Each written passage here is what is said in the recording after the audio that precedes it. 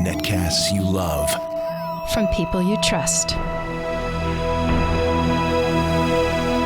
This is Twit. Bandwidth for the new screensavers is provided by CacheFly at CacheFly.com. The new screensavers is brought to you by WordPress. Reach more customers when you build your business website on WordPress.com. Plans start at just $4 a month. And get 15% off any new plan at WordPress.com/NSS. Earthquake alerts before they happen. A supermassive black hole has thousands of friends. And spring cleaning with tech. Live from the Twit Eastside Studios in beautiful Petaluma, it's the new Screensavers.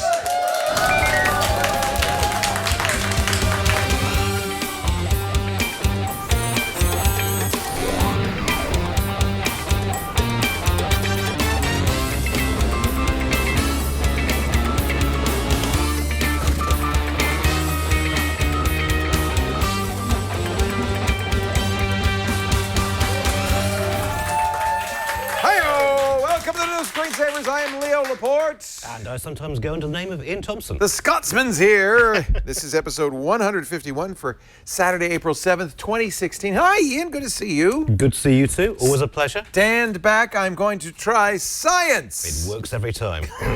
Well, nearly every time.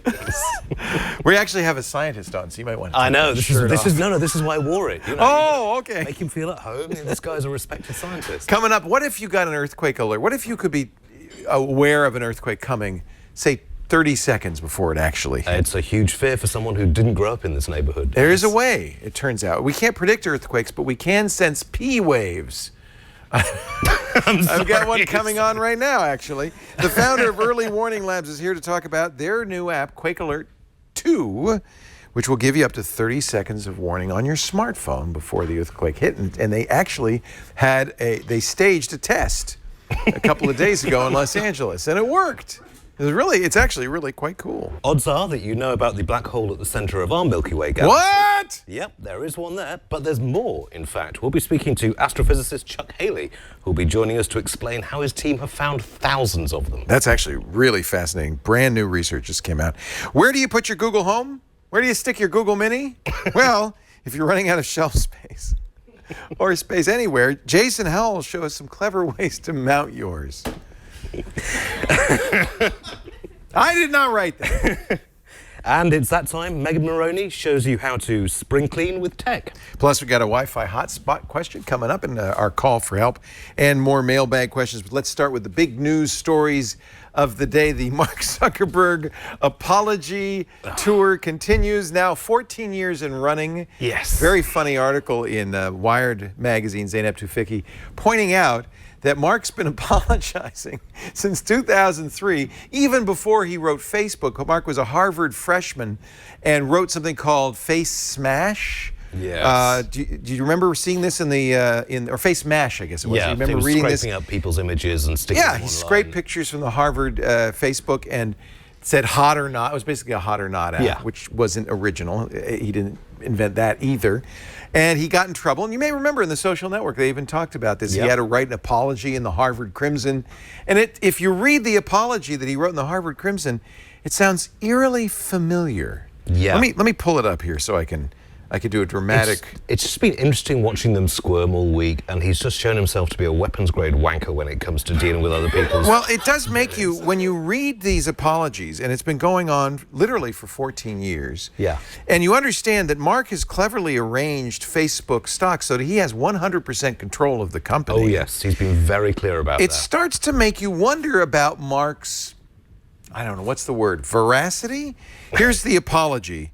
He wrote back in 2003, I hope you understand this is not how I meant for things to go. I apologize for any harm done as a result of my neglect. Consider how quickly the site would spread and its consequences thereafter. I definitely see how my intentions could be seen in the wrong light. Fast forward, 2006, the launch of the news feed. People said, wait a minute, all my posts are now public all of a sudden. This quote, this was a big mistake on our part, and I'm sorry for it.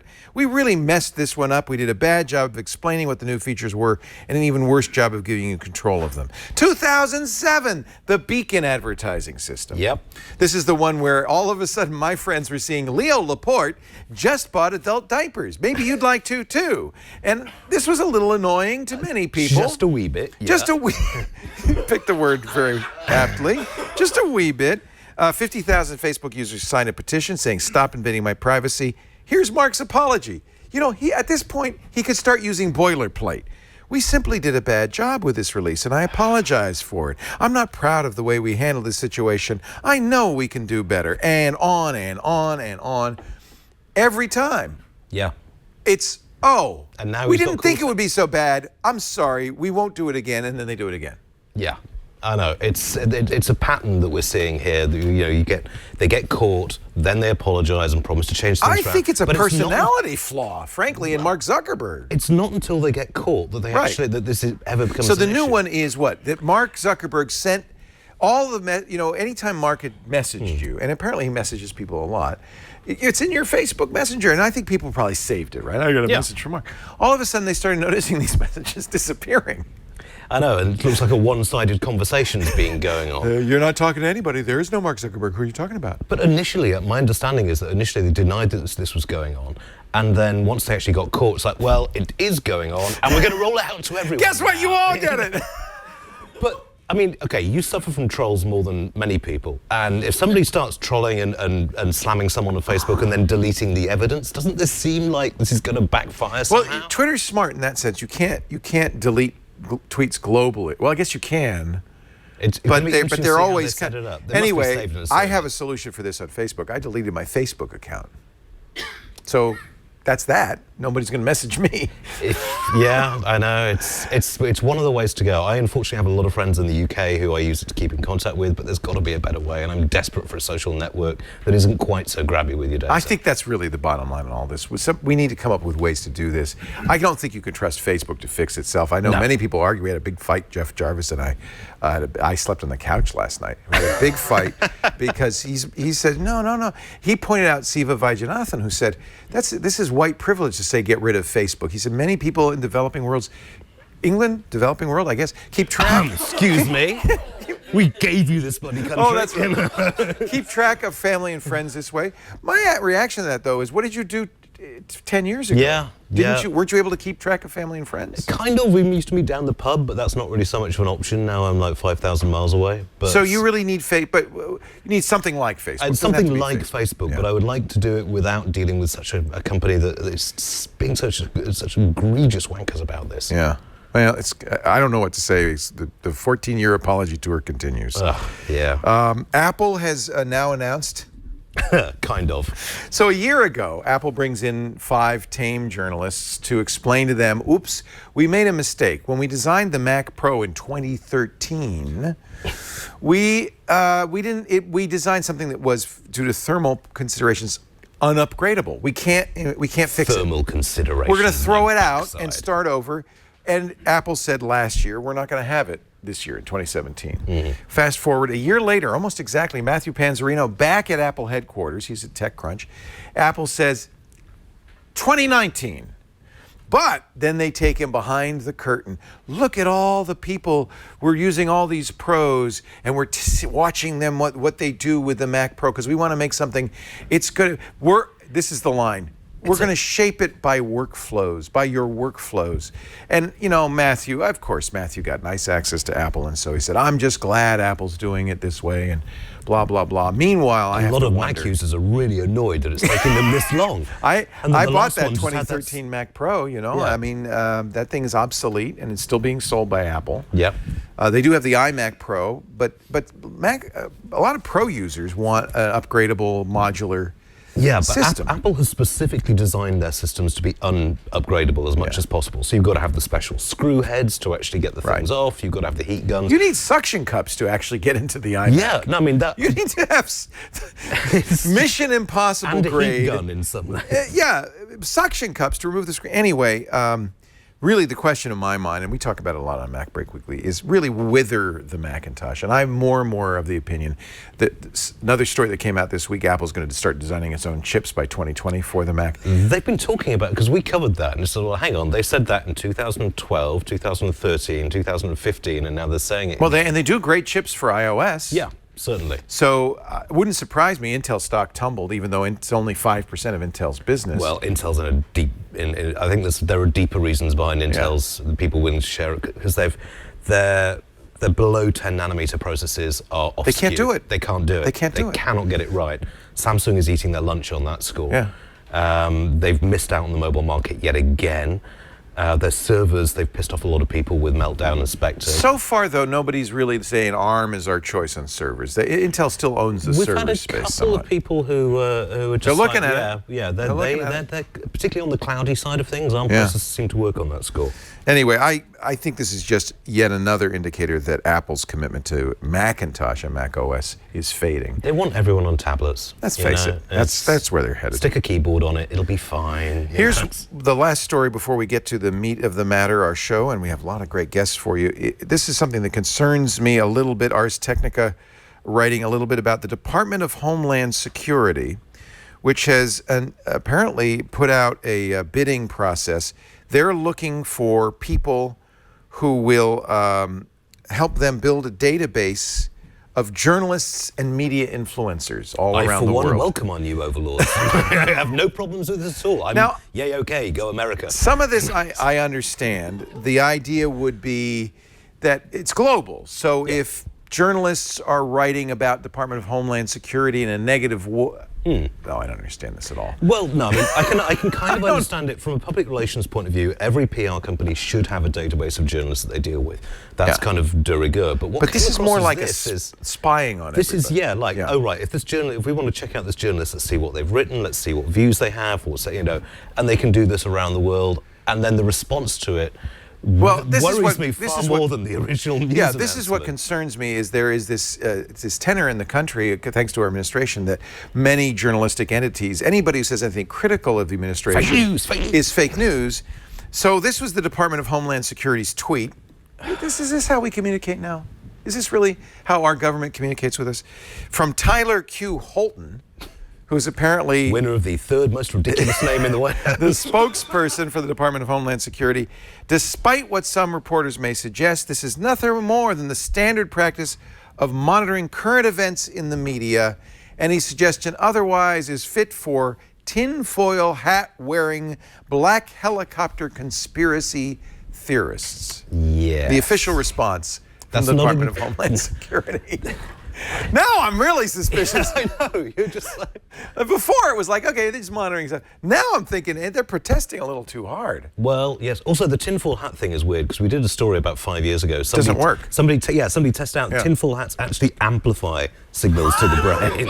So there is the conspiracy theory that, in fact, the whole tinfoil hat thing is to get people to wear tinfoil hats so you can get the brain waves. But I just worry because I think one of the things that's really been the strength, the backbone of our republic in this country is a free press. We stole our free press from you, and thank you very much. And actually, you made it, because there was a key case over here that we have a First Amendment, which you don't have. No, exactly. So I mean, you've actually got an amendment in the Constitution. Says government shall not abridge important by the founding fathers. Yeah.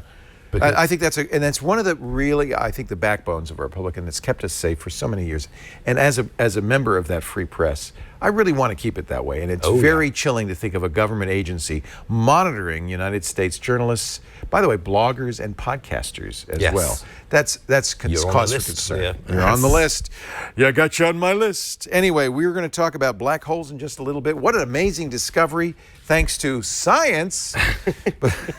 but first, and earthquake early warning system. But first, let's talk about how you can become a blogger that the DHS will be interested in. This is WordPress.com. That's where I post my blog. I love WordPress. I know so many people who use WordPress. I know so many publications that use WordPress. In fact, 30% of all the websites in the world, 30% run on WordPress. I use WordPress.com because I get the great WordPress software. I get the great WordPress hosting, all the plugins, all the templates, and 24/7 customer support there to help me 24/7 Monday through Friday, on weekends too. If I've got any questions, I've used them. It's fantastic. WordPress also offers powerful e-commerce. So if you want to be in business on the web, you can have everything from a big buy it now button to complete online store easily, simply. Plans start at just $4 a month. My blog, leolaporte.com's on WordPress. You know, even Steve Gibson, who runs servers, does his own hosting, when he decided to do a blog, he put it on WordPress.com, and he still uses it because it's just the easiest way to do it. When you want to expand your business's online reach, WordPress makes it easy with built-in SEO, social sharing, specialized plugins to meet any needs. I use Google's AMP plugin so that my site loads super fast on mobile. No wonder 30% of all websites run on WordPress. You can have a Facebook page, that's fine. You can have a Twitter account, of course. But what you really need is one place on the web that's yours, that you call your own. Whether you're an individual, whether you're a business, you've got to have that website. And you got to make it a WordPress. Go to wordpress.com/NSS and get 15% off any new plan. Go to wordpress.com/NSS to get started. It's simple, it's fast, it's fun. wordpress.com/NSS. And we thank WordPress for their support of the new Screensaver Show. Let's get on the horn right now with Chuck Hailey. He's an astrophysicist, co-director of the Columbia Astrophysics Laboratory. Hey, Chuck, good to see you. Thank you for joining us today. Good to see you guys. This is exciting. And now, how long have you been working on this? Oh, we've been working on this off and on for about 3 years. It's one of those things that the mainstream media gets a hold of, and all of a sudden it's a huge story, right? Right. 3 years in. Well, I think we talked about Chandra not so long ago on this show. Tell us about the Chandra X-ray Observatory. Well, Chandra is an observatory that launched about 18 years ago, so it's been up there for a long time. But it's got the probably the best pair of eyes of any telescope. It's got very good angular resolution, so when you're looking in very crowded fields like the galactic center that have a lot of X-ray sources, it's really good for figuring out what's going on. So that's why we decided to use it. X-ray as opposed to visible light. Correct. The galactic center is filled with a lot of gas and dust and is just like a fog. You can't really see any optical light coming out of there, but the X-rays, just like they cut through your body, they cut right through that gas and dust so that you can get a nice signal from objects in the center. Is that the Milky Way, the gas and dust you're talking about? Exactly. Just what you see, when you look up at night, you see all those stars, but also there's a lot of gas and dust in there. And that's what I'm talking about. The light doesn't go through it very easily. Yeah. Now, the X-rays that you picked up from this, is that Hawking radiation or is that something different? No, Hawking radiation is something a little bit different. Nobody's actually seen Hawking radiation, and if they had, that would make this story look like it was a dwarf story. I only wish we'd found Hawking radiation. But no, these are X-rays that are coming from the vicinity of the black holes themselves that we found. So what did the X-rays tell you? Tell us about these black holes. Haven't we always thought that the galaxy center was a creamy, delicious black... I think we're thinking chocolate bar. Sorry. I haven't had lunch. Was at the center of the galaxy. That's not news. Right. There was always been a supermassive black hole there that's about 4 million times the mass of the sun, and we've known about that for a long time. But the question, basically, for the longest time, people have theorized for more than 2 decades that there ought to be this large number of little black holes, maybe say 10 times the mass of the sun, all orbiting around the supermassive black hole. But there hasn't really been a lot of evidence for that. Is it that the massive black hole attracts other black holes? Why would these little black holes be there? Well, there's a couple theories. One is that they were formed kind of farther out and sort of sunk into the center, because as they bump into other stars, they lose energy. And just like if you dump sediment into a glass of water, the heavy stuff sinks to the bottom. These black holes will sink right up close to the supermassive black hole. So you could think of it as the bottom of the galaxy in a way. In a way, yeah. It's where kind of everything wants to sink. Right. And that's one idea. The other is that there's a disk around that supermassive black hole, And that's a good place to make big stars. And so you get the big stars, they die, they turn into black holes, they grab a companion star that's running by them, and that's the kind of system that we detected. Okay, would LIGO be any use in detecting when these black holes sort of crash into each other and if they hit the big one?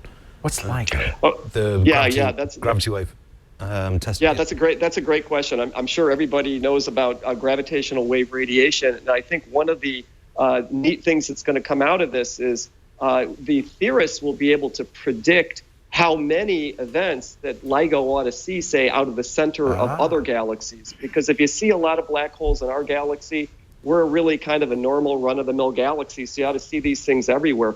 So I'm imagining that LIGO will eventually see some events that come from these black holes that are orbiting supermassive black holes in other galaxies.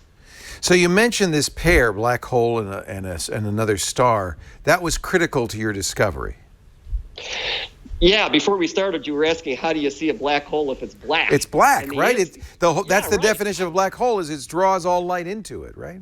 Absolutely. Yeah. It's really if the black holes are isolated, and there were supposed to be like 10 or 20,000 of these things, and they don't make anything very nice, because like you say, the light doesn't get out.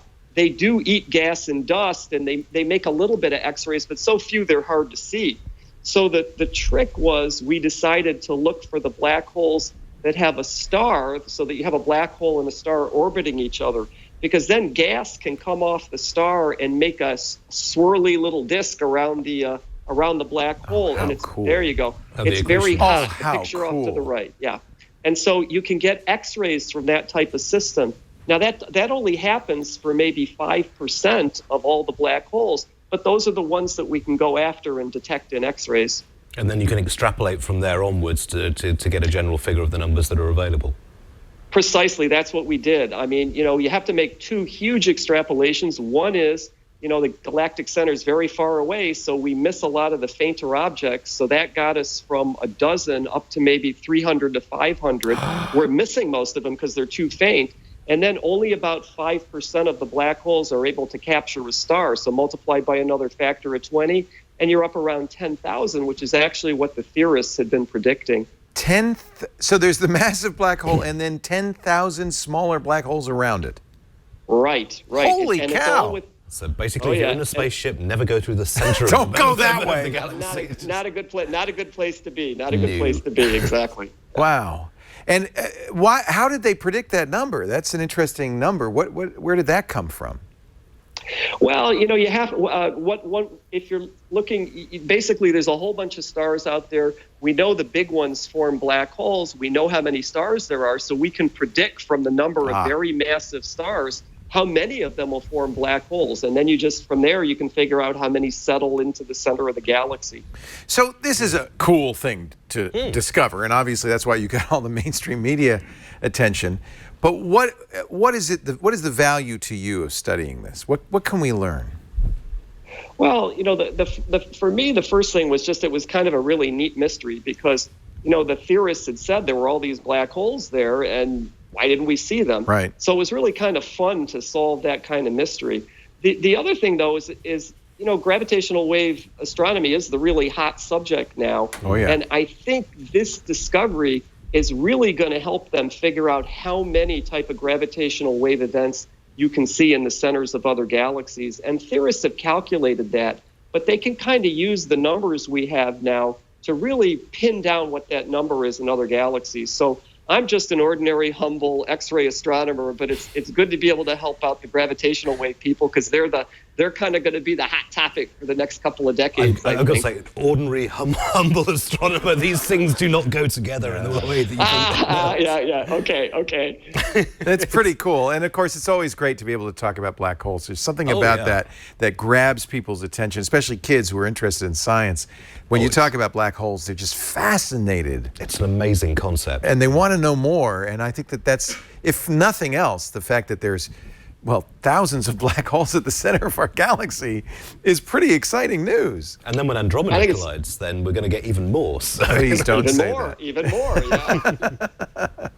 It's great to talk to you. Thank you so much, Chuck. I appreciate it. Thank you very much indeed. Chuck Hailey's an Thanks for having me on. I astrophysicist. enjoyed it. Yeah, co-director of the Columbia Astrophysics Laboratory. You see, this is respect. You know, That is pretty awesome. You don't need to be humble when you've got a title like No that. need to be humble. Thank you.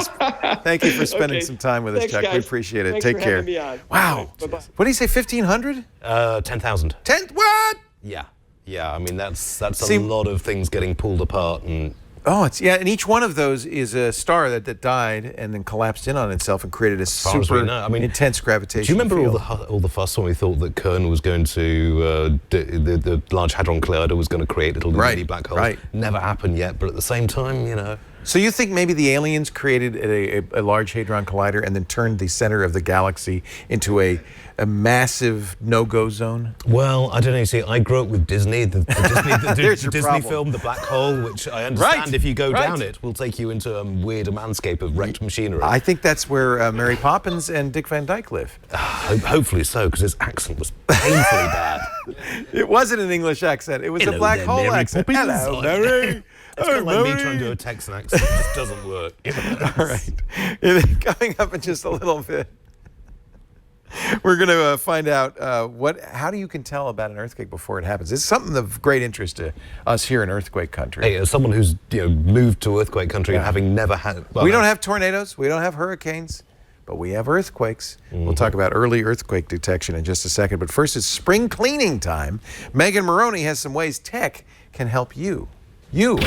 Spring has sprung. I know because I have allergies, which means it's time for some spring cleaning with my favorite devices. Spring is a great time to clean out your closet. I have 2 apps for that, Poshmark and ThreadUp. Now, if you think you might have some items in your closet that are worth something to someone else, then you can sell them. You could use Facebook Marketplace or a Facebook group or even Craigslist, but you're going to find yourself doing a lot of back and forth that wastes a lot of your time. And maybe you don't want to deal directly with people face to face. And why should you have to in this day and age? You should not. Poshmark is an app and a website that will let you list your items and people can buy them at that price, or they can make offers which you can accept, counter, or decline. It's a lot like eBay, but there is no time limit on the auctions. Once you've agreed on a price, Poshmark will email you a mailing label. You package up your item, slap on the label, and drop it in the mail. Once the buyers receive your item, the money is deposited in your Poshmark account, less Poshmark's 20% commission. Now, that might seem like a lot, but it's worth it to me not to have to deal with a bunch of Facebook or Craigslist buyers who may or may not show up when they say they're going to, and it could very well be serial killers. Who knows? Poshmark also immediately takes money from the buyers before you send the item. That way, as soon as the item is received and accepted, they release the money to you. They will also ensure that your buyer gets what you said you were selling. So if your Galaxy Note 7 burned a giant hole in that pocket of your Guess jeans and you don't disclose that, Poshmark will allow the buyer to send back the item to you and then give them their money back. My only issue with Poshmark is that I end up buying more items than I sell. But I feel pretty good about that, buying clothes that were previously worn, for the environment. If you don't want to mess with taking brightly lit and styled photos of your items, order a free bag from ThreadUp. Fill it with your gently used but still good condition women's and children's clothes, and they will pay for shipping. If they sell your items, you'll also get a small commission. If they don't sell them, they'll donate them or recycle them responsibly, and you don't have to think about it anymore. So you've cleaned out your closet and your kid's closet. Now it's time to sit back and let a robot do your vacuuming. Everyone always talks about Roomba this, Roomba that, but I've been using the Neato BotVac D5, and I love it. It's got a flat front edge, which means it gets into corners more easily. It's also cheaper than the Roomba, but at around $600, it's still not cheap. I have a dog and 3 kids with muddy sneakers, soccer cleats full of artificial turf, and just general detritus. Nothing makes me happier than knowing that while I'm at work, the Neato, who we have named Betty, is sucking up all that debris so I don't have to sweep up at the end of the day when I would rather be watching Netflix. I can schedule the Neato to vacuum at a certain time of day, every day, or a certain day every week at a certain time. I can also just start her anytime I want, wherever I am, with my phone. And when she's done, I can check the coverage map on my phone to see where she's been. I recommend scheduling her when you're not at home because she is very loud. If you're worried about her getting stuck, that can be a concern. She will notify you if she can't get out from under the couch or if her battery is low, but unless someone else is at home, you'll have to wait until you get home to do anything about it. Despite that, I am extremely happy with my Nito, and if you're interested in finding out more about why I so love her, feel free to email me or message me on Twitter. I am Megan Morrone. So, the robot can vacuum the floors, but what about the rest of the household chores for spring cleaning and the rest of the year? Are you going to do them by yourself? Unless you live by yourself, I certainly hope you are not doing them all by yourself. It is time to delegate. If you have kids, a great app for teaching responsibility around the house and financial responsibility is called Homey. For spring cleaning, there are certain one-off jobs that you want to assign, but for the rest of the year, there are everyday responsibilities, and Homey offers settings for them both. If you don't even know where to start, you can pick from a preset chore list, set a due date, customize how often the recipient needs to do the chore, and you can even add a value to the chore. Then connect a bank account to automatically pay your kids for chores. If you don't want to attach a bank account, then they will help you automatically track your IOUs. This is a blessing for anyone who has struggled with allowance for kids because who carries cash anymore? Now, some experts say you should not pay your kids to do chores. Homey says it's all about rewarding responsibility in order to maximize motivation. I say you know your kids better than the experts, so do whatever works for you. My favorite thing about Homey is that when a task is done, you just sweep it away. It's so satisfying that is my reward. Because let's face it, nobody is paying parents to do chores in their own home. As soon as you figure out how to do that with technology, please let me know. If you want more tips for spring cleaning your digital life, check out My Digital Cleanse. You can find it on YouTube just by searching for Digital Cleanse. I'm Megan Morrone. Homie, don't play that, Megan. All right, are you ready? What are you laughing Sorry, at? nothing. I've been hoping an earthquake would hit, to be honest. What, right now? If suddenly, because I've got it right here, QuakeAlert 2, if suddenly I leap under the table, my suggestion would be follow me, because I've got early warning. Joining us right now via Skype, Josh Basham. He's the founder of Early Warning Labs. Hi, Josh. Hey, guys. Now, this is I'm guessing from the name QuakeAlert 2 that this is not your first app. No, this is the second iteration, actually. So what's new? What's different between this and your first QuakeAlert? It's better.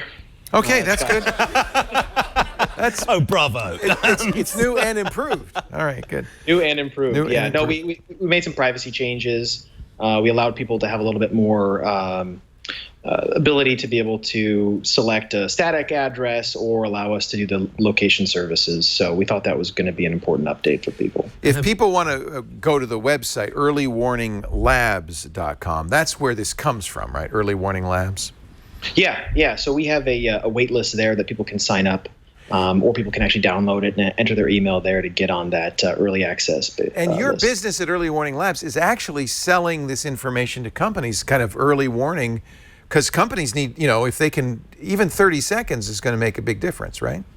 Yeah. So working with people like LA Metro, right? So we actually connect our hardware solution into their PA system in the operations center. Oh, wow. So when there is a big earthquake, it'll actually notify the operators, and they'll slow and stop all the trains, all 100 trains here in LA, which is huge. That was vital in the huge. Yeah, I mean, that was vital in the 2011 earthquake because they managed to get all their trains stopped because they had this 30-second warning.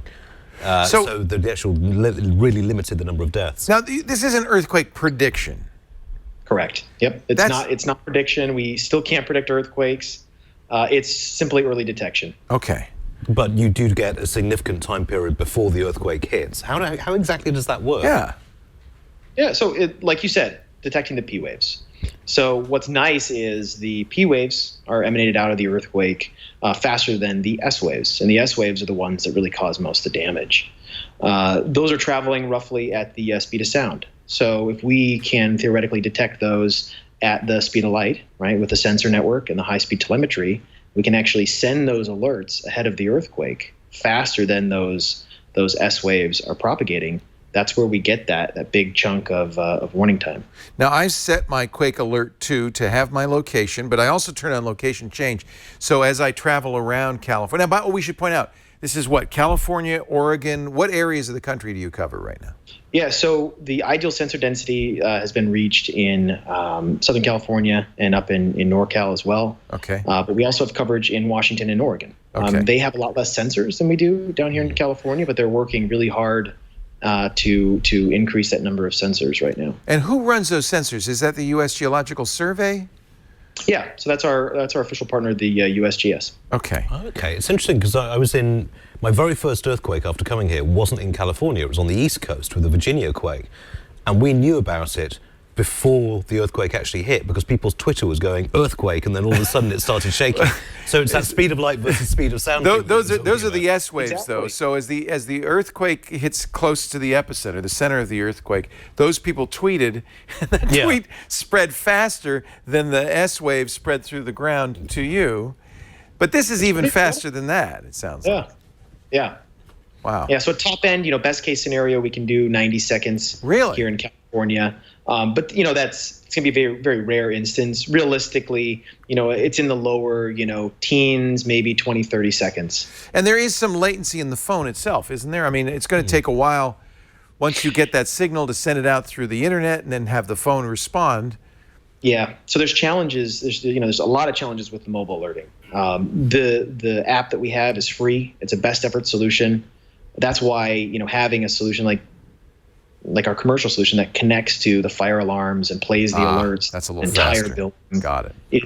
Is just way more reliable because certain things like WIA, right, or the Amber Alert system, they measure their delivery times in minutes, if not tens of minutes, and that's just too slow. So the best thing we can do is use the push notification option for mobile apps, but still there's issues with that as well.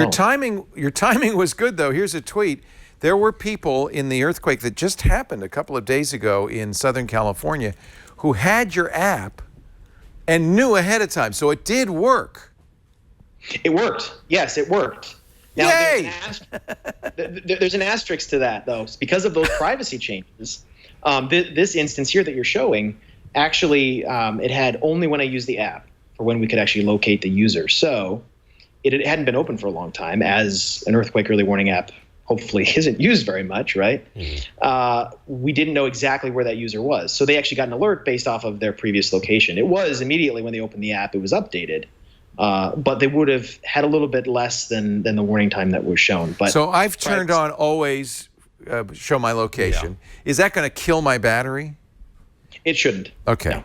And then I turn on, just because it's interesting, I want to know every earthquake that happens. And I apologize in advance for when we wake you up at 2 a.m. after a long day. There's an earthquake 180 miles away. Well, also, you're close to Geyserville, so that place has like 10 quakes a day. Sorry, Geyserville. Okay, I'm 61, but I wouldn't call myself close to Geyserville. Would you mind? Okay, Geyserville. Wait till you're my age. In this country, but Geyserville, yeah, because Geyserville. It tells you it's got thermal geysers. That means there's probably earthquake activity. Oh, if you look on the USGS map, then it's just like spots of earthquakes all over the place. We are in earthquake country. There, to be honest. Now I can simulate. In fact, I'll do that right now. An arriving earthquake, so people will see what would happen. Take it from weak to extreme. If you click weak, violent. Oh, really? Yes. What's going to happen? Oh my God! All right, start the simulation. Are you ready? Yes.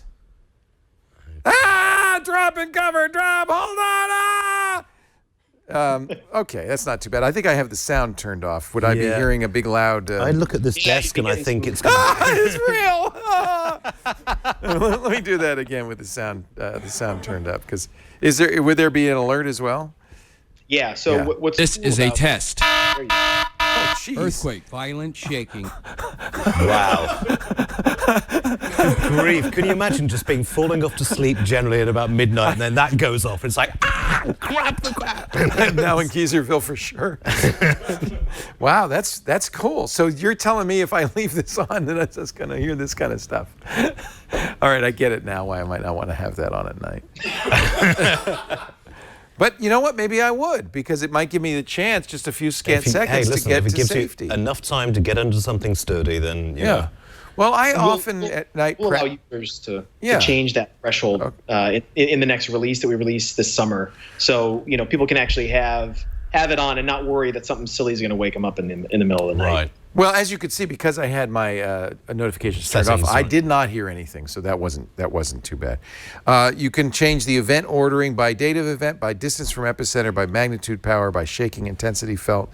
You can have a topographic map. This is really nice for free, especially a nicely done app. And actually, one of the things I really like about this is what to do preparing for an earthquake, and this is valuable information. I understand that this, earthquake is something unique to certain areas of the Well, no, because I learned something world. when we were discussing earlier. Because my understanding when I first came over here, everyone said was if there's an earthquake, get into a doorway. We don't because the do that doorway will anymore. protect you. But apparently, this is not the case anymore. Nope. Drop, cover, and hold on. The best thing you can do. It That's can the new thing. Yeah. prevent roughly half the injuries if you do that. Oh Yeah. wow. Okay. So this is really cool, and it's and actually even just for letting me know about earthquakes around In the area, yeah. and we do live, as you can see, this is just a few days worth of activity. We do live in an area where there's quite a bit of activity. We have a fault that goes right through Petaluma.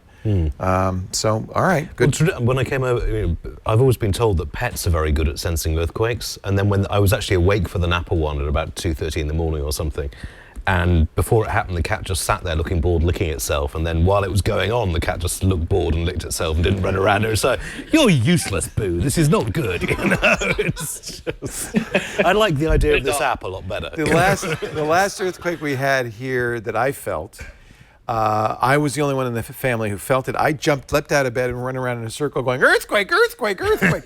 But that really wasn't useful. So I'm going to have to, maybe we have some rehearsals. Well, I keep Your dad was a geologist, right? Yeah, my dad knows all about this stuff. How did you know that? That's exactly right. So I should be a little bit better prepared. We scraped your Facebook feed. Too soon, mate. Too soon. So you're planning to make this public soon? Yeah, we're hoping to get the final approvals for this to be released this summer. Is that Apple or the Geological Survey, or who is it that has to give you approval? So we're coordinating with both the USGS along with the state and local as well. Okay. And are you going to be extending this to Android as well as iOS? Yes. Marvelous. It's because that's we need. I presume this works best when you've got the largest number of phones on it all detecting. Because presumably you get you don't feedback use? as well. Do you use phone data as well? So actually, we don't use the sensor data from the phone. Although Berkeley, UC Berkeley was working on a really cool product. It was either MyShake or I can't remember the name off the top of my head, but they were actually using Android phones and using sensor in there to detect earthquakes. I think I tried that one, and it did kill your battery life because it was all the sensors had to be on all the time.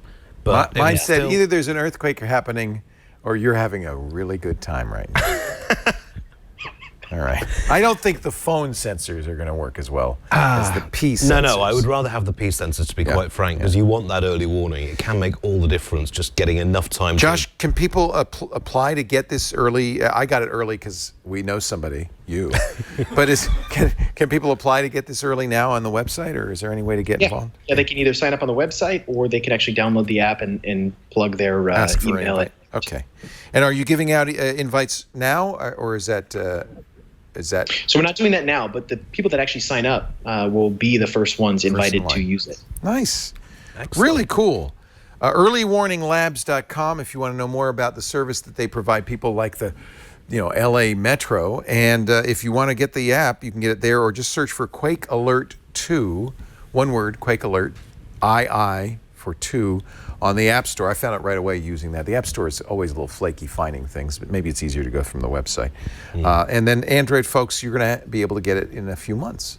Thank you, Josh. This is really cool. I hope we have an earthquake. Well, I don't really. Just don't push it, mate. Seriously. But it was so cool to know before anybody else. I could say, I bet we're going to have an earthquake. How much? You want to bet $10? $10. We're going to have an earthquake. I was thinking, grab the wife and cat and get into the bed. But no, let's have a bet on this. I've been living in California for too long to worry about earthquakes. Thank you, Josh. I appreciate it. Thank you, guys. Mate. Josh Basham, founder of Early Warning Labs at earlywarninglabs.com. Now, it's time for a call for help.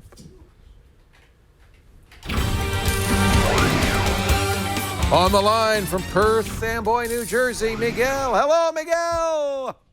Hey, how are you, Leo? I'm great. Thanks for hanging on. We're going to get Miguel's picture up here in just a second. There he is. How are things in Perth? Did you get snow in Perth, Amboy? Yes, we did. About 2 weeks ago, we did. Now, there was another storm going through New York, I think, a couple of days ago, too. Yeah, my in-laws are in New Jersey, and they got snowed in the other week. It was just weird weather. So what can we do for you today, Miguel? Yes, I was wondering if you have any recommendations on Wi-Fi hotspot for my Surface Pro 4.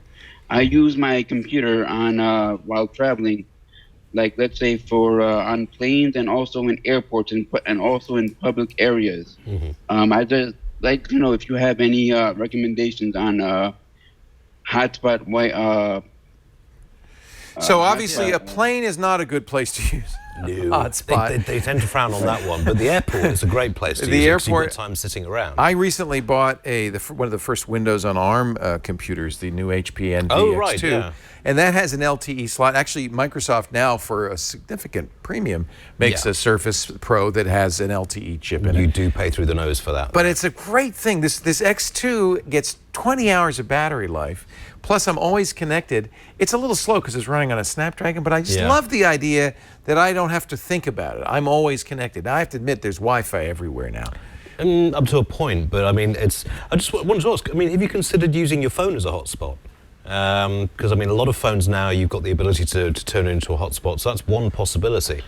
Sorry, yeah. I have used it also, but it kind of runs my battery life on my phone. That's true. And I do want to avoid that. Yeah, okay. So the ideal hotspot would have good battery life. Yeah. Preferably a day, right? 10 hours to 15 hours. That's really what you need, yeah. It would be work on a variety of LTE signals. In fact, ideally, SIMs, it would even work overseas. I guess you'd need a new SIM if you went to... Well, no, if you've got a virtual SIM in there, then it can reconfigure itself for various things, yeah. Here's the number one thing in my book. You pay as you go. Yes. I think, generally with pay-as-you-go solutions, you pay more up per gigabyte, but you only pay for the gigabytes used. One of the problems with the phone hotspot is you pay every month whether you use it or not. Yeah. I don't like that. So I would be looking for something that had those attributes. I used for some time the Karma Go. They actually have a new Karma Go. This is exactly what you're talking about. It's an LTE hotspot. It's light. Now, they say 6 to 8 hours of charge, and that's exactly what I was getting. So that's a little light. They do have a new one that has, it looks like VPN and an anonymity. It's a little expensive. It does work, mine worked on the Sprint network, and I think that's all they use still is the Sprint network. And the thing that really disappointed me about Karma Go is they changed the plans to a subscription plan. Yeah. I used to pay $10 a gigabyte, and I really liked that. They still have a pay-as-you-go, $3 a month, though, but that, I guess, is a little better than, whatever, $79 a month for 10 gigabytes. So let's throw that one out. I don't think the Karma Go is the right solution. What else do you have? Well, I was talking to somebody about this, and they recommended, I haven't used it myself, but I mean, they recommended this thing called Skyroam. I'm tempted to get this for our trip to Japan, because this works internationally. Right? Yeah, it's an international. It's both a hotspot and a battery pack, so you can charge up your phone from it while you're using it, although that will cut into battery life a bit. But it is, coming back to the payment thing, $8, unlimited data for the day. Now, there's no subscription fee, as I understand it. So that would mean that you could use it just when you need to use it. You don't have to be constantly paying for something that you're not using. It appears to have a virtual SIM which can work with pretty much any network and in a lot of countries as well. So this is kind of like, I don't know, GoGo Internet or Boingo, where you're buying a day pass, basically. Yeah. But it's in your pocket. Yes, exactly. It's not like the in-flight Wi-Fi, which is up and down like the Assyrian Empire most of the time. I like this, that it's also 5 gadgets at once. So I really like the idea of this if you're traveling. When we were in the UK, we got from 3, which is one of the UK providers, one of these little MiFi style cards. It was a flat rate, so I didn't have to worry about it. I carried it in my pocket, and we just made sure that the phone was set to Wi-Fi, that the laptop was set to Wi-Fi. So Lisa's phone, my phone, all of our devices were set to that Wi-Fi that I was carrying around. Right. We never had to worry about data roaming charges. We could turn off data roaming and just get data through the hotspot. That was actually really convenient.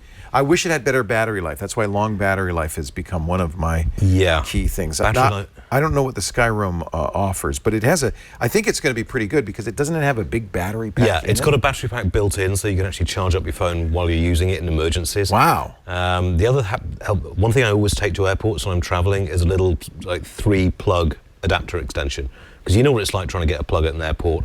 People hog them. So if you just say, would you mind if I plug this in? You plug that into that, and you've got another 2 free plugs there. But I think, you need something with a decent battery life. And thankfully now planes have, an awful lot of planes over here have their own power points as well, so you can recharge it in between, in flight. And make sure it's nice and ready when you get to the airport. I'm going to buy one of these for a trip to Japan. Okay. And we'll see how it works. What I do is I have Google's Fi service, which works fine in Japan, and I get not fast, not LTE, but 3G, maybe 2G sometimes service, unlimited for free, plus cheap calls and unlimited texting. Right. I also have T-Mobile, and that works pretty much the same way. There you get, GPR. And they claim, but I have to say, sometimes I get LTE service, so I think it really depends where you are and how they've set up the service.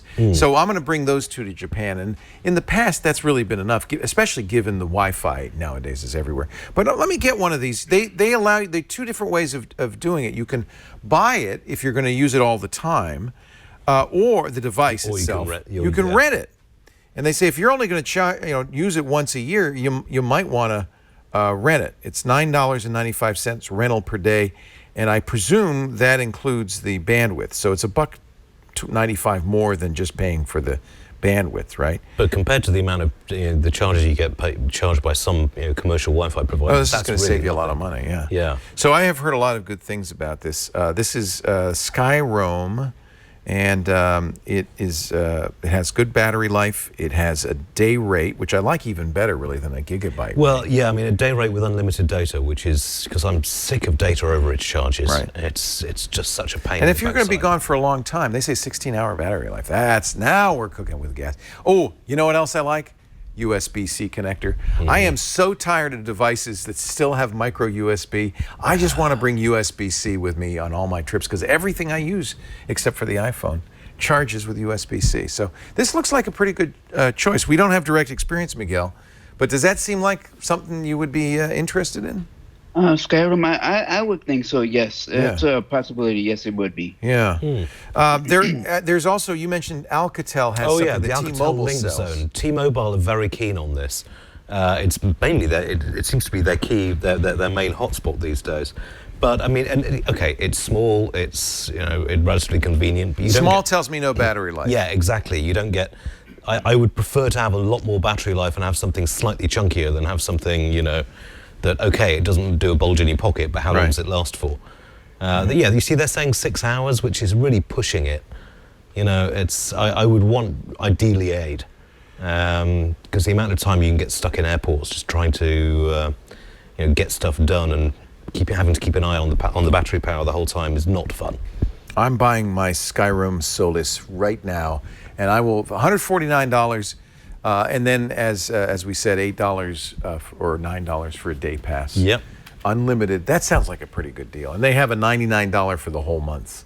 Yeah. So that sounds like a pretty good deal if you were going to do a lot of traveling. Do you travel a lot, Miguel? Or is this just around Perth Amboy? Mostly on vacations. Yeah. Okay. Yep. So it seems like a good idea, and especially if you've got a family, right? Yeah. If it's just me, maybe the $9 is going to be a lot.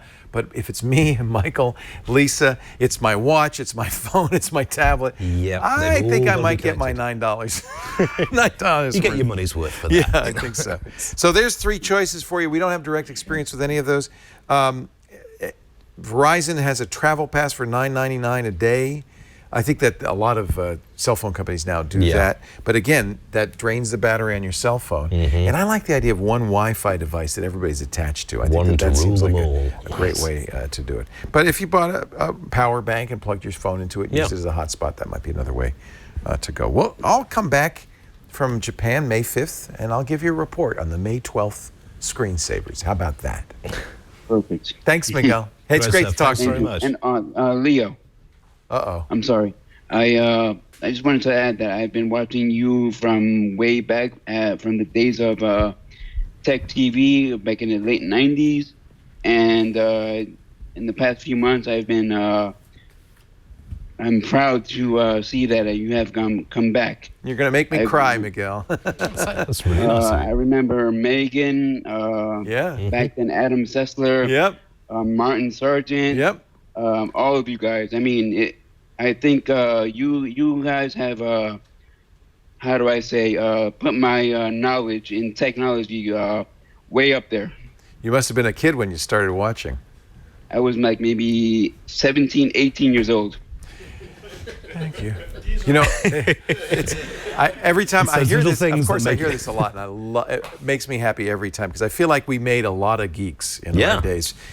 Tech TV started as ZDTV in 1998. Sean in our office watched it back then. Yeah, continued through till about 2004. They sold it to Comcast, moved it to LA. I parted company with them at that point.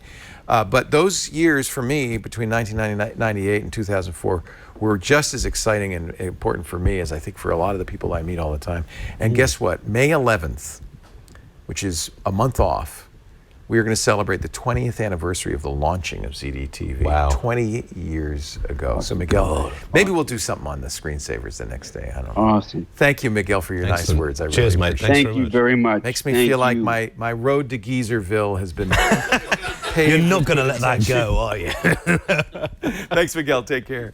Coming up next, it's going to be Patrick Norton next week on the new Screensavers. And if you'd like to ask my old buddy, I should have mentioned this to Miguel from the Screensavers, here's how you ask him a question. Need tech help? The new Screensavers are here with answers. Email your tech questions to newscreensavers@twit.tv. I got the feeling Miguel had just discovered that I'm still alive. Right? Didn't he say, oh, I just found you, or something like that? I'm glad you still exist. Oh, no. I don't look a day older, do I? You need to get one of the Spamalot shirts with "Not Dead Yet." I'm not dead yet. The mailbag's coming up next, but first, here's Jason Howell with some tips about where to stick your Google Assistant. The Google Home Assistant has seen a lot of improvements over the past year, and very recently, you might have noticed Google rolled out an update called Routines to Assistant that allows for users to create a customized command that will in turn run a series of personalized actions that the Google Home can control in your home. It's super cool. You should totally check it out, but I'm not here to talk about that or any of the software inside the Google Home that you can use to get it to do cool things. I'm here to talk about a few ways that you can tackle the hardware itself to perhaps improve where inside your home you can put one of these things. So here are 3 Google Home hardware hacks that you can put into use right now or maybe a few days from now when these are shipped to you. First up, the Google Home Mini. It's actually, I have tons of these in my home. It's a great little device with a form factor that can be hidden away on, let's just say, that available shelf tucked away on the side of your home. But one problem might be that you have no available shelf in that particular room that you want the Mini to live in. Well, do you have a power outlet in that room? Because check this out. For around $20, you can buy something like the Echo Gear outlet shelf. That's what you see right here. It's a miniature shelf that actually anchors on any power outlet that you have inside your home. You just install it into the wall. It's the perfect size for a Google Home. As you'll see right here, it's like a little shelf for your Google Home. Not only that, I picked up what you see here, this 15 amp USB outlet, as well as a 10-inch micro USB to USB cable, because that's what actually plugs into the back of your Google Home Mini. All in, I spent around $50, but at the end, what I have is a nice, streamlined, and clean-looking shelf and power station for my Google Home Mini. So not having a place to put it is no longer an issue. Secondly, perhaps installing a shelf around the outlet is just a bit bulky for your taste. If instead you want to, hang your Google Home Mini below the outlet and save some additional space that way, you can actually do that. I headed over to Etsy and I found this. It's the My Mini Google Home Mini outlet mount for around $10. It's a 3D printed wall mount that fits the Google Home Mini snugly inside the large casing. And then you can wrap the cable throughout kind of the hidden channels inside of the casing and then resolve to the plug that's mounted up here. And with that, you can simply plug the My Mini into any available outlet, and that Google Home Mini will stay mounted, just kind of hanging there, ready for your voice commands. And honestly, if you have a 3D printer and some time, I'm sure you could come up with something similar on your own. And finally, how about portability? We have the standard Google Home in our kitchen. It gets used about 90% of the time for just playing music, right? But I've often wished that I could just bring this outside when I want music. Say I'm working out in the yard or the kids are playing outside. I want this to be a portable stereo that I can take outside. Well, you're in luck because Loft creates a battery base that actually replaces the standard base on the Google Home. It's incredibly easy to install. You just pull off the old base with a light tug, and then you slide the Loft in. Boom. The Loft battery provides up to 8 hours of power when unplugged, but we keep it plugged in where it lives in the kitchen. And then when I want to take it outside, I just unplug it and bring it with me, and it's awesome. The Loft battery base for the Google Home runs $49.95, but actually right now it's selling for $39.95 on Amazon, and you can check it out there. I'm Jason Howell, and you can catch me on All About Android every Tuesday. You can also find me on Tech News Weekly every Thursday here on twit.tv. Thank you, Jason. Thank you. So I ordered that Skyroam, but it's interesting because we're going to Japan. I think you know that in a couple of weeks. And I'm not jealous at all. Kevin, who's visiting, who lives in Yokohama, he's a university student here in the States, but he lives in Yokohama, told me you should get it because I just assumed you go to Japan, Wi-Fi is everywhere, right? Well, yeah. No, he said no. Wi-Fi is hard, and it's expensive, and it is not in a lot of the places you'd expect Wi-Fi. Here in the States, every coffee shop has free Wi-Fi. I was kind of disappointed by that because you'd think Japan would be ahead of the game. I know. But, you know, it's... I know. So I'm glad I found that out. Thank you, Kevin, and I'm glad I have that Solus. There he is, and I will absolutely let you know when I get back if that was a good purchase or not. It's fun to be able to review that stuff. Oh, yeah. Hey, it's so nice to have you. Thank you. No, Iain always fun. I is really now enjoy these. officially the news editor at the register.co.uk. Is that your title? Yes. Yes. Yes. Oh, please, Bravo. please. Well, we think the world of it, Iain, and we always love always having fun you to be up here, mate. Yeah, and the Register is fantastic. You know, you guys are getting so many good scoops these days. It's interesting because it took us a while to break into the American consciousness, but now we're getting a lot of information coming in. We're going to have some really big stories. Well, next I read week. about the black hole story in the Register. You have a great science reporter. What's her name? Katiana, yes. She's great. I read about a lot of security things first in the Register. You were the guys who broke the Spectre and Meltdown story. Yeah, and Intel still haven't spoken to us. You know what? You'll get used to it. Yeah, People don't talk to me either. Let's get the mailbag in here, and look at that. Oh, here's your tinfoil hat. Very convenient. Very convenient. You get that one, and Jerry obviously has things I never thought I'd do. A small child, because that looks good on you. Maybe just Colleen, you made this? You know That's know a how to great make, job, Colleen. Tinfoil hats. This is only going to protect part of my brain, unfortunately. We have, and not for very long. Apparently. If my mother could see me now. We have emails. Iain, pick one. You get to read. I'll go for that one. I have to keep my head upright. I'm sorry. Oh, Email numero uno comes from Corey. Hello. In the next few weeks, I'll be returning to the U.S., Nebraska, after 22 years of living in Germany. Wow. That's culture shock of an epic level. I was wondering what the gotcha things are going to be in regard to technology. Things such as data plans and normal everyday technology and living matters. Yeah, well, basically take the amount of money you're spending on data at the moment and triple it. Is it really that much worse? Oh, the amount you get shafted for when it comes to mobile phone access, broadband access. I mean, I don't know what the market's like in Nebraska, but even in Silicon Valley, there's very little choice of ISPs. That's actually, I think, the biggest, saddest thing in the United States. We invented the internet, and oftentimes the first country to do something is the one that's got the least modern infrastructure, because our infrastructure goes back to the days we invented the internet. But something worse happened in the United States, and that was when the big broadband providers lobbied the FCC, and they said, look, it's going to cost us a lot of money, cable companies, to dig trenches and put in cable. We would like a monopoly. We would like it so that people can only get their internet from us. And the phone company said, you know, we spent a lot of money making this phone system. We would like a monopoly. And they even said, and this is the thing that scared the FCC the most, we'll not do this infrastructure unless you give us this monopoly. You're not going to see internet everywhere unless you give us this monopoly. This goes back several decades. The FCC did, and they created what is effectively a duopoly situation. About 86% of Americans have really only two choices, the cable company and the phone company, for their internet. I'm sure it'll be that case in Nebraska, although because Nebraska is so flat, you might have the possibility of wireless. And I think in a lot of parts of the Midwest, wireless internet service providers are getting more and more common because, as in Nebraska, people are very spread out. One of the biggest problems we have in the United States is in areas with low population density, there's no incentive for these providers to put in infrastructure. There was an incentive, and they were given a massive tax break at the turn of the century. That's tax break, schmax break. You know, it hasn't been followed through. And one of the things, I mean, I have friends in Germany. I have a friend in Finland who's paying I think it's 32 euros, so equivalent about $40 for a gigabyte up and down to his home. In many countries, Finland's one, you had the infrastructure put in by the government. Yeah. And so in effect, it's government subsidized.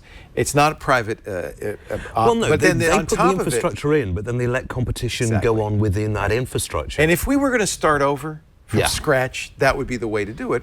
But it's not going to happen. And that's one of I think the side effects of being one of the first in any technology is you often get a more haphazard solution because it's just whatever happened. Then other countries can look at it and say, oh, the right way to do this is to have government But you see, we had the same problem in the UK in that initially internet, broadband was done using copper wire that had been laid down by the phone companies. And initially it was just one company, BT, the former national carrier, and a few other tiny competitors. And then the government said, look, we have to do this thing called local loop unbundling, which means, you own the infrastructure and you can get a reasonable profit running it. And if you want to provide commercial internet or personal internet, you can do that as well, but you've got to unbundle and allow other companies to get in there so you've got a competitive market. And you used to have this in the US. And then, I think it was late 90s, the rules changed slightly and it became possible for the big players to squeeze out the smaller ones. Cable, it was really strange. Cable never had to do that. So cable always owned the infrastructure and the sole right to put internet over it. Phone companies have been compelled to let other DSL providers use the phone lines. But what's happening now, that kind of stimulated the phone companies to put in fiber where they didn't have the same rules. And in fact, a lot of times when Verizon comes in and puts in fiber, they cut the copper. So there's no way that any other internet service provider can get onto it. It basically guarantees a monopoly. So we really struggle with that in the United States, and I don't think we have a good solution to it. Well, this is one of the big hopes of Google Fiber, because they said they were going to build these networks and they will be open and you can compete on them. But as it turns out, Google's now severely cut back on fiber deployments. And, so we're now a little bit shafted. And it just seems bizarre that in Silicon Valley we get such poor service. And I'm afraid, mate, in Nebraska, it's unlikely to be much better.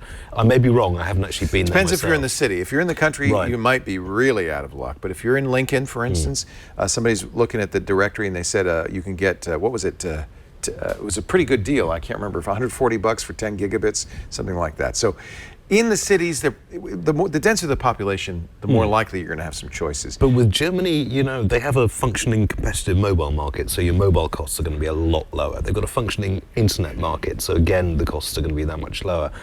I have to say, you're in for a really big price shock, mate. It's not going to look good.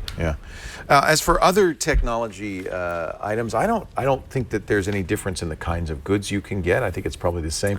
Although Actually, many of these American companies don't. They inflate because of exchange rate issues. They inflate the price in overseas, but in the United States, you're probably going to get a better deal on Apple equipment, Dell equipment. We used to give Apple hell about this because when iTunes pricing, it's 99 cents in the US, 99 pence in the UK, which is a huge markup. Well, I mean, it was a huge markup before Brexit and the pound plummeted, but even so, it's. I think in general, though, I think you it's do not get cheaper consumer electronics here. Yeah. I think in the long run, it's gonna be a wash. And welcome back to the States. It's great to have you. What do you have there? Okay, I've just tried to send an email from my AOL account, and the draft had information from a PR company that I'd never heard of in the signature. I then went into my deleted folders and saw a number of message error emails. It looks like someone has hacked my account and is sending emails. I do have a very strong password. I never click on things that I don't recognize. Good on you. So how could this have happened? This is from Mindy. Now, my first thought was go on to Troy's website and just it may Have be I been pwned? Yeah. It may be that you've reused a password, or you've used a password that you used like 10 years ago and forgot about. Can you take anything a guy in a tinfoil fez says seriously? You made me wear this. Okay. No. All right, I'll wear it. My okay. But yeah, it's have I been pwned. PWNED.com. And that's a really good way to check if particular accounts are being hacked. It does look, from what you're saying, as though someone's taking control of this and is using it. But the PR message the PR email thing had me slightly confused. It sounds like it might be a bug or something weird happening. It could be a bug. It might be worth checking in. That is always the symptom, though. When people say, "Has my email been hacked?" I always say, "Go look in the sent bin." Yeah. And if you see in the sent folder a lot of emails you didn't send, then yes, you have been hacked. I've got to say I'm a bit of a snob about this, but dump the AOL account. It doesn't look good. I kind of have to agree with you on that one. We had someone send in their resume we're hiring tech reporters at the moment, and they'd put their address as such at hotmail.com. Is that a mark against them? I'm afraid it was. I know it sounds really, really bad to say this, but if you're still using Hotmail, it's not a good look. The next best would be Gmail. The best would be your own domain. Yes, your own domain, or maybe something like Leo at aluminumschreiner.com. I worry, Mindy. I mean, it's hard for us to tell from remote control if you've got a problem. Those certainly are symptoms of a. And it could also be that it isn't actually a problem with the email client itself. It's a more general you've been hacked problem. Yeah. They have a keylogger on there, so no matter how strong your password is going to be, they'll pick it up. Oh my God! So maybe do a full system the hell scan. Out of her. Well, only the paranoid survive. You know this. But, so it would be a good idea just to do a complete system scan, make sure you're not harboring any nasties in there. Then change the password again for something strong and see if it works out. Do you get the scenario that he's talking about here? He's saying not only has a hacker got some malware on your system, but he's gotten so deep into your system that he's seeing everything you type. Yeah. So even if you... so the first thing, obviously, and I hope you did this, Mindy, is to change your AOL email. But if you still see emails going out over your email, then maybe that is true, that the guy is actually... watching your keystrokes. It's one of the first things that they will put on there is a keylogger. And back in the old days when keyloggers were kind of invented by the hacking community, they were lousy because they just collected every single keystroke. So the guy that gets his document dump and is just like, how the hell do I pick stuff out? But now they're getting smarter. If you go to specific websites like your email provider, like your banking provider, that's the only time they'll kick in because they just want that useful information, not the letter you're writing to Auntie Doris on Word. So, I mean, it's just do a full system scan. To be honest, everyone should be doing a full system scan at least every 3 months. Just and to do be you go to safe. like antivirus.com to do that, or ESET? I use I don't know if they're not paying me to say this, but I happen to use Malwarebytes just as a. And they have an online scan, or you keep it running on your system? No, you keep it running on your system. Oh, I wouldn't do that. I don't like that at all. It's a bit of a pain, but it's... Oddly enough, I was speaking to an NSA, one of the guys who used to be part of the NSA's hacking squad, and he said the first thing they go for is security software, because it's got root access. That's exactly what I'm saying. Yeah. How many times, and this is a debate, actually, I want to sit down with Steve Gibson. This is a debate that I go through personally, because I tell people not to use antivirus software, because it is First of all, any software you put on your computer is going to have flaws and potentially open holes. Antivirus software is really more dangerous because it usually has low-level access. It's often hooked into the kernel. So, as you said, it is a target. We know, for instance, or we believe that the Russians got the NSA software tools because an NSA contractor brought home the hacking tools. He had Kaspersky's antivirus running on there. This was the version of Kaspersky that had an internet connection. This seems like a good idea, right? An antivirus with an internet connection is always downloading new antivirus signatures, always up to date, right? That's one of the problems with antiviruses. Yeah. They can't keep up to date fast enough. But the problem is it also had a mechanism in it, the quarantine mechanism, to send data from the host computer back to Kaspersky. And that mechanism was used to take the NSA hacking tools and export them to Russia. Yeah, I mean, what they say is that they've been doing some research on equation group hacking tools, and then it pulled it in. Blah, blah. I don't buy it. I'm not sure who to believe on this one. In my opinion, and this is a worthy debate. Maybe you and I should sit down and have this debate. The problem with security tools is they give you a false sense of security. That is true. They open holes into your system that didn't exist before. And we've heard from many major antiviruses that they've had exploits. Norton's had exploits. McAfee's had exploits. Kaspersky's had exploits that allowed bad guys into your system. Not farthest from protecting you, they actually allowed bad guys into your system. But you see, the counter-argument to that is I basically uses my mother's the excuse. Your mother should have an antivirus. If you're not particularly tech savvy, then it better can than be nothing. a good backstop. But yeah, I mean, as a general rule of thumb, never ever click on any attachment that you don't recognize intimately who it came from. Be aware, keep your systems constantly updated. There was a great bit of software which they're pulling next month. It's a PSI. It's Security made it. Yeah. That's being shut down now. I got an alert on it. They're shutting it down end of the month. Why?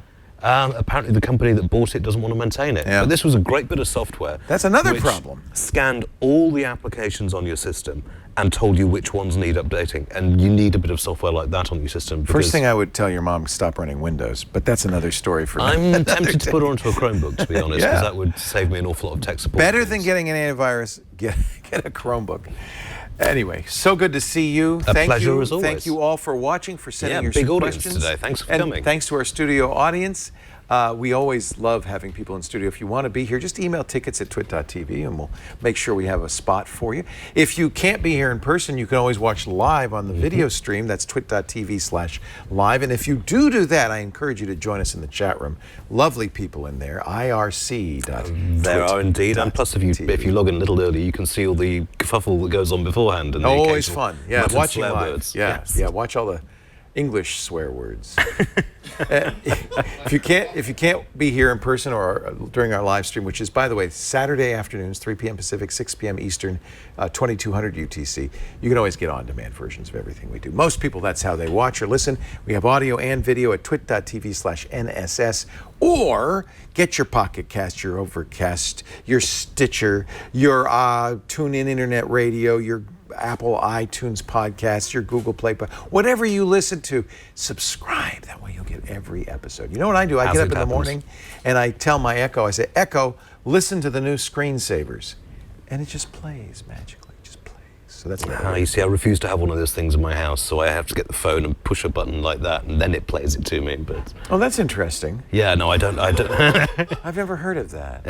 Yeah, it's an old-fashioned way, but I also adjust my thermostat by hand as well. What? Oh, you're crazy. I know. You're crazy. And I'll welcome you to a barn raising next time. What you really need is a tinfoil hat like this, and then you don't wear have it to better worry. Than I. They even covered, because nowadays if you're not covering the tassel, you're wide open. Wide open.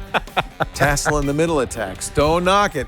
We thank you for watching. We'll see you next time on the new Screensavers. Bye-bye, everybody. Bye-bye. Wow, Alex, you've mastered the full focus.